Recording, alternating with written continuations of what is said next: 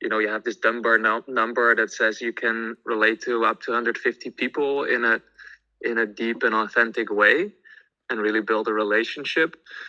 From my personal experience in living in communities and co-livings, I kind of like this number between 10 and 15. Something around 13, 12, 13. That's a beautiful, beautiful number, because that's an amount that really can still feel like family. So that's a deeper connection. And that's the people I think you can, really stay more deeply close with and share your heart with, and have, for example, weekly sharing circles. If it becomes more than that, you cannot do these things anymore. So these are some rough numbers. I'm just guessing here. But it's also from experience. Yeah. But yeah, I think what I'm learning now is 101. I've been so deeply focusing on myself the past 5 years, living by myself, living 101 with someone, just two people. In the past year, different people. I'm seeing how I am finally making space for community, physical community.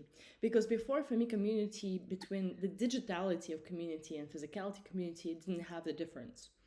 But now it does. It really does. Because you wake up and you're not only interacting with yourself, but you're also interacting with that reflection. So I guess what I'm trying to say to your question of how many people, I'm like, try to like try living with someone else, first, like one person, and start focusing on that reflection. How can I be myself without messing up the space of another? And how can I set my boundaries in a way that another knows where is mine and where is that person's? Do you think that it's important to be in a friendship relationship with the people that you live, or it's okay to just have roommates? What's kind of your perspective on that?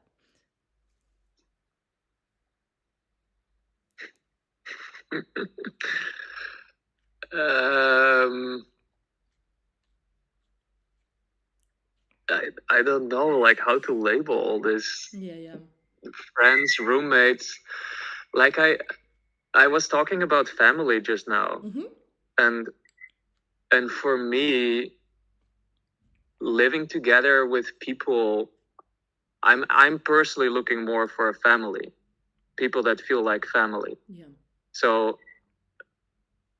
it's I think it's neither friends nor roommates. I think it's something even deeper than that. Even though friends, I mean, friends is more a long term. It's also, I think that's equally deep. But yeah, what's the difference? I don't know. In any case, what it means for me to live with family is to be with people that know you through and through, and that you know them, and that you can fully be yourself and be you with all your beauty and with all your messiness, Right. and that there's a safe environment to express all of that, and uh, yeah, And what makes and an that there's a environment supportive safe? environment also for all of us to come alive and do our thing. And yeah, I've noticed there's so much value in living in community, and having this sense of family around. It's like therapy and coaching, all kind of integrated. You don't need anything else Yeah. if you have the right people around. And it's really beautiful to witness also the diversity of skills that people bring and that you can learn from, and yeah, grow together. What makes an environment safe, Bart?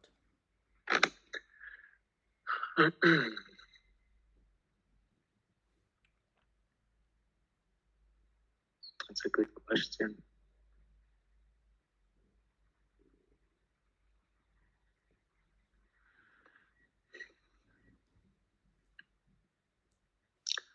I Yeah, the thing for me that comes up is that we can. I mean, I think it's like just being able to share our thoughts and feelings and emotions, and that all of us can be there, that we don't have to wear masks. Um,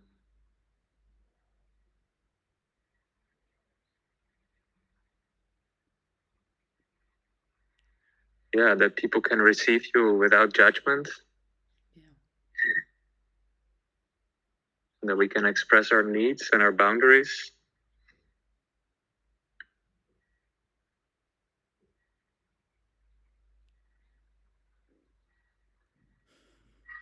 Yeah, something like that. Yeah, it feels good. How It does feels that good. resonate for you? It does. It resonates well, and I had this thing in digitality because I was hoping that I could create safe spaces, the digital spaces too, and I had the thing where I was testing my own boundaries and my fit into a certain community, a group, a team, organization, DAO, whatever, right? And I've been testing those boundaries, expressing myself, and then it would result in uh, admins removing my messages and or in other cases kicking me out.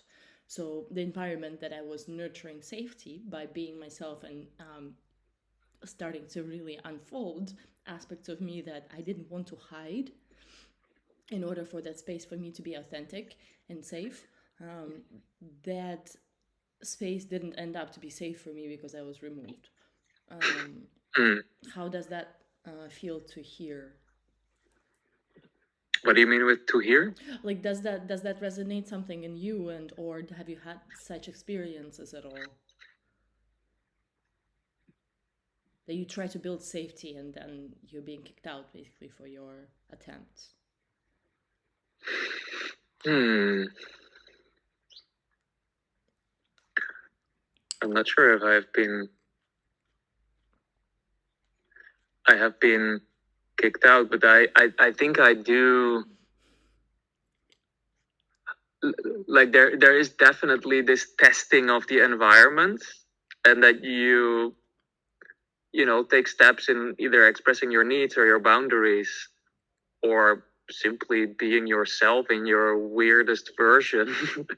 And then just check how that's being received, and if there is receptivity for that, then yeah, you build that safe space for yourself as well. And I think there is some kind of mutuality, right? The kind of what it means for you to be in a safe space, and and then testing the space that's there. And the mutuality is also in the sense that you also contribute to that safe space, right? So all of us, we're kind of holding space in a way for what it means for us to be in a safe space. And I think that's also where a lot of the inner work um, is focused on, to for ourselves create a safe space that everything is welcome, and by that we radiate that for other people.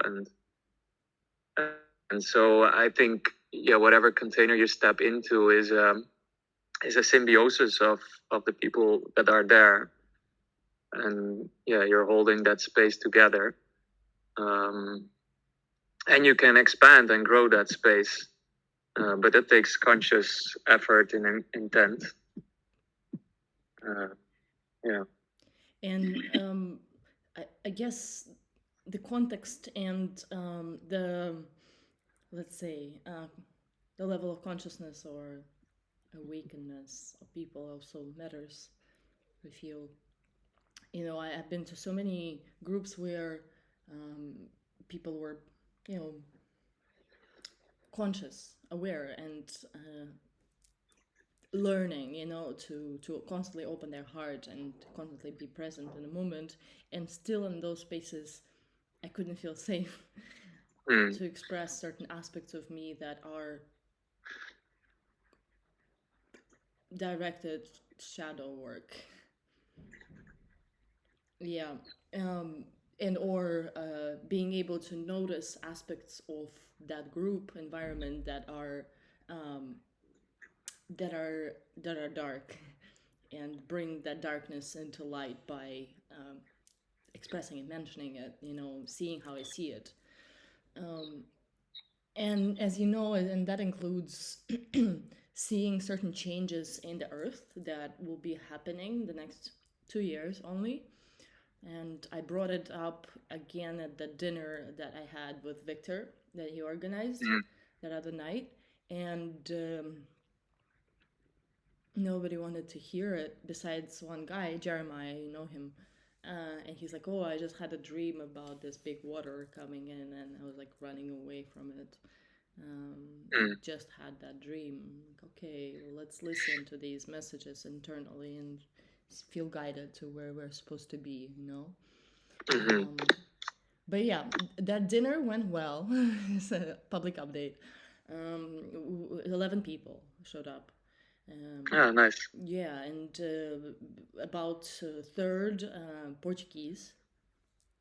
Beautiful. And It's good. now he's designing like online meetings. So his idea is that a tribe comes first, and then from that tribe, um, there will be physical space manifested. Okay.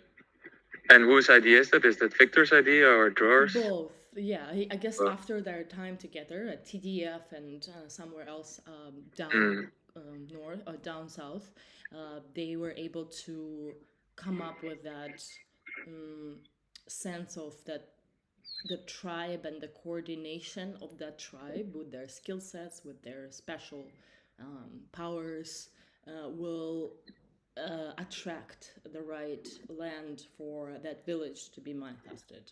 Mm. Um, so I wonder, because the people who gathered there, they were also at gathering of the tribes, and they were like the tribe leaders. You know what I mean? Like I could tell that the alphaness of that dinner was real. Yeah. The energy of leadership was real. Everyone had something to share. Everyone had some experience to bring to the table to help the collective intelligence of that group to shape up. Um, yeah, I have done some recordings, and I will share, and I'll share with you also the link to the group, Mm. because your presence was deeply missed there. I was one of the youngest people at the table. Everyone was 45 plus, and Mm. it was an honor to be more within the elders, scene rather than what I'm used to in the regen and crypto space. People are mostly younger than me or like a little bit older, same age. So that's been very cool. Do you believe that that difference of age really does matter, and how to kind of like shape up network to include younger voices and older elders? Nice question.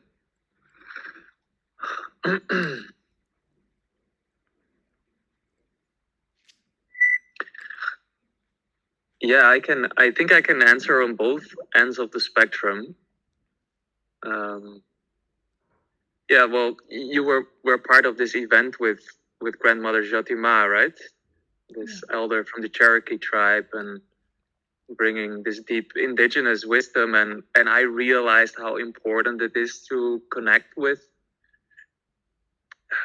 I think both the wisdom of elders, but also specifically indigenous people, um, will really bring this ancient wisdom, right? So like that's the wisdom of the elders of the elders of the elders, and like this whole lineage. And I think in our modern society, we kind of have lost our connection to our lineage, and